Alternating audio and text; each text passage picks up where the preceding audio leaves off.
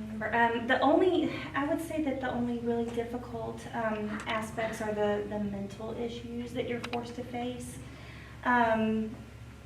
Especially in the beginning, because it was so surprising when we got the news. But I think it's always surprising to anybody who gets this kind of news.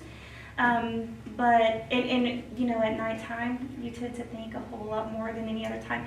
When I'm busy, I'm okay, or I'm okay all the time now. But in the beginning, when I was busy, I was okay. But it was just at night, you have time to think and watch my boys sleep and wonder, what if something does happen? Because in the early days of all this, you don't know anything yet, especially before the surgery, and I knew that they had gotten all the tumor and stuff like that.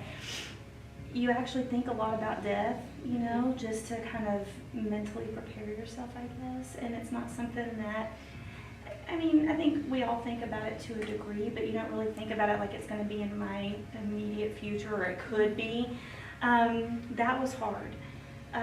Not because I'm afraid of dying, and I don't want to get all morbid, but because I'm not. And that's what I learned from all that. Death does not scare me at all, which was weird. But what scares me is who is going to raise my boys when I'm gone.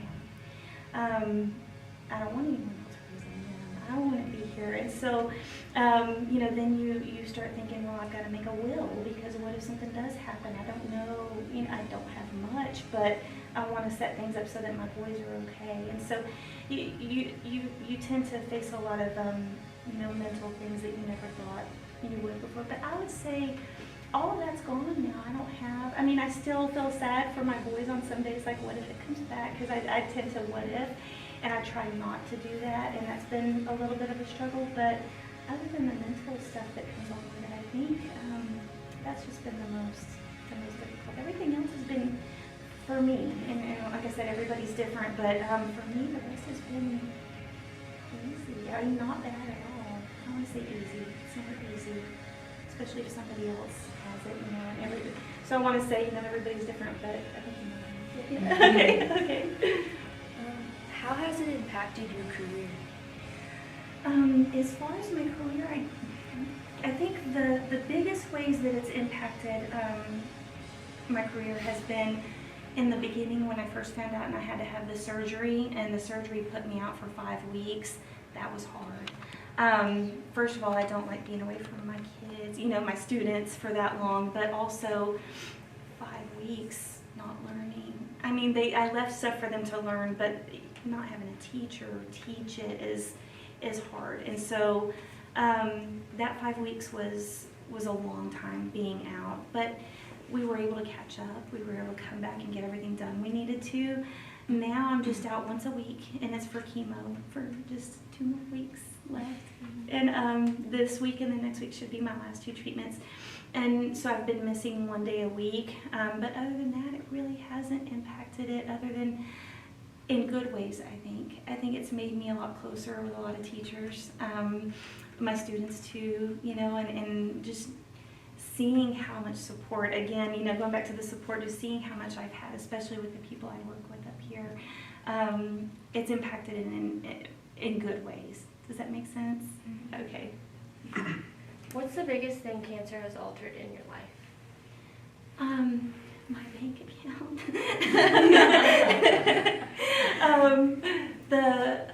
Other than that, it's really not a lot. It's other than, once you get past the mental stuff that I was talking about, not being able to go outside, I sleep a lot because the chemo makes you really tired. So other than that, it really hasn't altered a whole lot, except I always try to see positives and everything, the good stuff. And so I always tend to think, it's altered it in good ways. I've got a better relationship with my mom that I never, really had that great of. Well, I had a good one, just not as good as it is now. Does that make sense?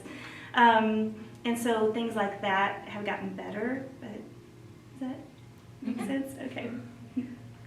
What is therapeutic for you?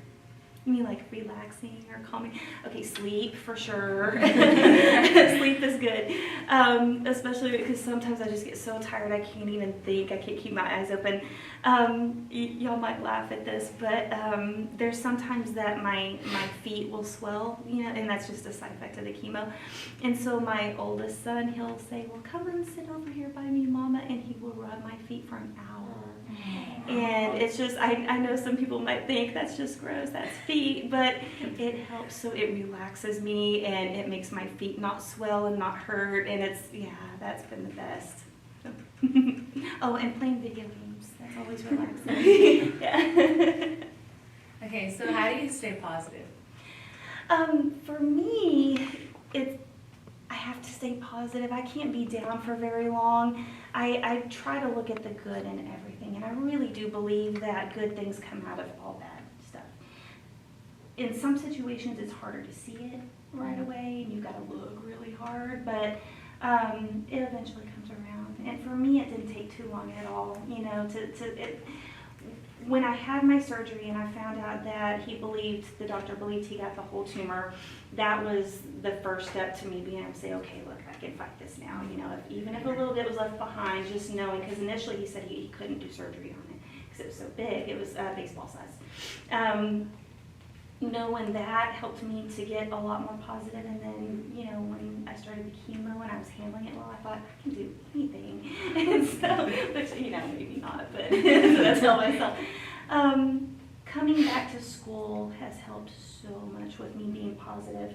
When I had to stay out those 5 weeks after the surgery, that was the worst time ever, because my kids were at school, you know, I wasn't around you guys up here, and all I could do was think about all of this. And so coming back to school and seeing all of you great people that, you know, every day you always put a smile on my face. Everybody does here. And so that's helped me stay positive, and especially because I know that it helps everybody else to see, you know, that they can handle it better too. If they know that I'm handling it okay, it's easier for everybody else to handle. And also, you see so many people, there's a lot that I've learned through this whole thing too. Going to my oncologist's office, which, you know, it's a team of, there's 10 or 15 oncologists, which are cancer doctors there. And you see I watch people a lot. And you see so many people come in there that are angry, just full of so much sadness and anger. And I really think that for me, it has a lot to do with where I am in my life, you know, and I have a good life. I am exactly where I've always wanted to be.